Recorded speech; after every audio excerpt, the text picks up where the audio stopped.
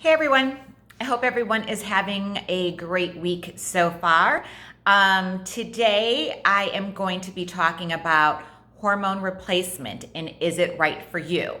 So I get this question a lot, and so today I kind of want to do an overview of what why some people might need hormone replacement therapy, the risks of it, the benefits of it, and also the alternatives to it. So a lot of you maybe think that the clients I work with and all of that mainly come to me because of weight loss, but that is just one issue that I work with.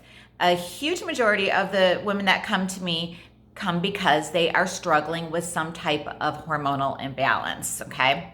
So hormonal imbalance can start as early as, well, it can start really in your teens, but the lowering of hormones can start around the age of 35. So what women will start to notice at that age is more so a lowering of their progesterone levels, okay? So when this happens, you can start to see early symptoms of menopause. So they consider, this period of time when your hormones are beginning to lower before you hit menopause is considered perimenopause. So some of those symptoms that you can start to see early on are hot flashes, night sweats, insomnia, moodiness, brain fog, depression, anxiety, weight gain, and different things like that, okay?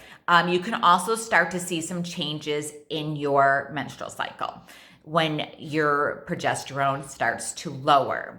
So those are kind of the first indications that maybe something is not going right. And I remember when I first realized that something was going on with my hormones. I was actually probably more I was in my later 40s.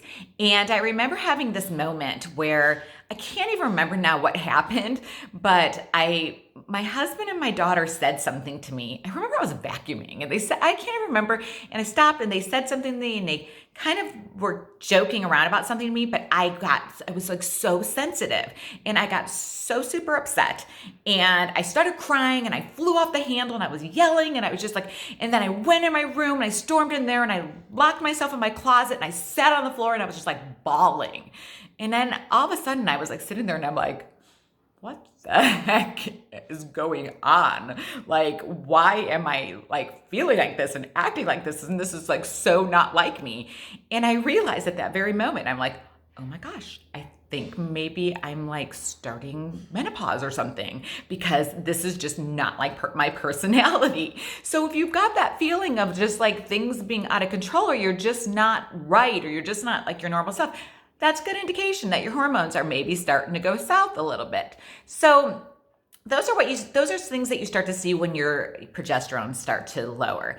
The next thing, which is a little bit later in life, more towards your late 40s to 50s, is you start to see a lowering of your estrogen. Okay, and with that, you can also see similar type symptoms of hot flashes and night sweats and weight gain and different things like that. Okay, so this is usually the time when women start talking to their doctors about menopause and the struggles that they're having. And this is usually the time when we are put on some type of hormone replacement.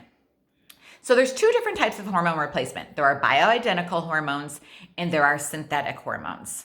Bioidentical are hormones that have a similar chemical makeup to our own hormones. Synthetic hormones are just that. They're synthetic. They don't have the same chemistry as the natural hormones our body makes. So a lot of doctors, all practitioners have the ability to prescribe both a bioidentical or a synthetic. I find that most of them do more synthetic, mainly because I think that that's just what they are more educated in. I feel like there are more and more practitioners these days that are starting to use more bioidenticals, but obviously, when you're thinking about it, the choice between something that has a chemistry more like your own body or something that's synthetic, a bioidentical is going to make more sense because your body is going to kind of know what to do with that a little bit more because it's got a similar chemistry to what your body already makes. So, should you go on bioidenticals?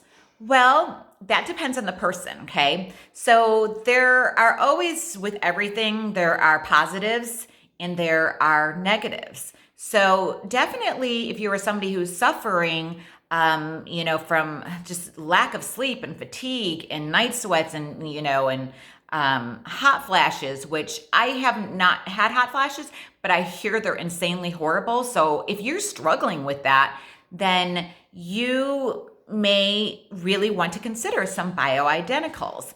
But what you need to consider first is what the side effects could be. So the one thing about taking hormones is our body doesn't always, not everybody's body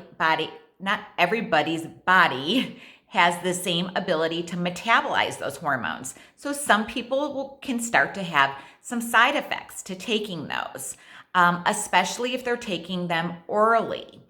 And those side effects can be things like, well, I've seen a lot of weight gain, even though you're always told that shouldn't be a side effect. I see that can be a side effect to it.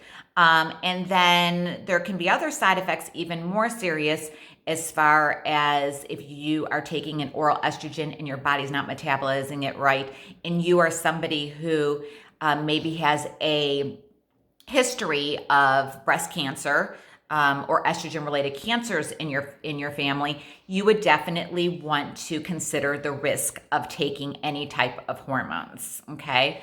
So, are there natural ways to just avoid the whole hormone replacement? Yes. For some people, maybe these natural ways just won't do it for them and they're going to have to seek out doing some bioidenticals. But I always say to my clients, let's try the natural ways first. Let's try to see if we can get your own body to produce what it needs to produce so that you can maybe avoid taking anything that might have some potential to side effects. And you may not know how your personal body is going to react to them. So how do you do that? Okay. Well, that's where I really work with my clients is helping them improve their overall health to help their body produce more hormones on their own. So different ways that you can do that. Obviously, getting rid of it or really reducing inflammation in the body is one major step, okay? Because inflammation is one of the root causes to hormonal imbalances. So you have to get to these like root causes first and fix them in order to help your body improve its own ability. So that's a major thing. Improving your liver health is major. I have a whole protocol that I work with my clients to improve their liver health because your liver is responsible for metabolizing your hormones. So, and especially if you're going to go on some type of hormone replacement, if you're on hormone replacement therapy and you are not a healthy person, you have inflammation in your body and you have a poor working liver and a poor diet, you put yourself at so much more risk of something negative happening from those because your body's not going to metabolize those hormones properly. So working on your liver health, working on your gut health, same thing. A lot of our hormones are processed through our gut. So if that's not working right, instead of us getting rid of those excess hormones that we don't need, our body is storing those in our body, and we can end up with too much of a level that we don't want. That's really important with things like estrogen because estrogen related cancers can happen from a buildup of too much estrogen. So Diet can play a big role in your body's ability to produce hormones. So I teach my clients all of these different beneficial foods that are going to help your body produce more estrogen, more progesterone, more testosterone, all of those different things. So we design, meal plans and diets and all of that around building more of your body's own ability to produce those hormones that you need. So before you consider hormone replacement therapy, maybe think about trying some natural ways first and see if you can get your body to produce those hormones on their own. And then if not, then take a look at bioidenticals. There's times where I do actually recommend the bioidenticals for my clients, and sometimes we start off with some that are ones that I can recommend. They don't need a doctor to get. They're a little bit lower doses, and we can start with that first. And if that still doesn't work, then I give them the recommendations of this is what you want to go into your doctor and have tested. This is what you want to ask for. And, I always make sure that if we're going to put somebody on some type of bioidentical, testing is done first so that we know whether it is something you need and what levels you need it at. So if you've been wondering that, and you've heard so many different things out there about hormone replacement therapy and you just really don't know if it's right for you, hopefully this helps you a little bit. Hopefully you can maybe take some steps to try to figure it out and see if you can do it naturally first. As always, I love helping women with this. I love helping them, get through all of these just trials and tribulations of going through perimenopause and menopause. So for more information, or if you'd like to chat with me, click on the link in my bio and set up a call.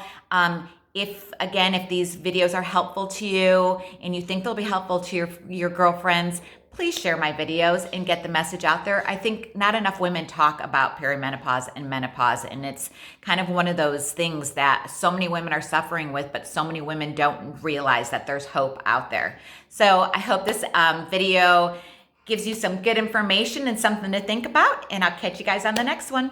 Bye.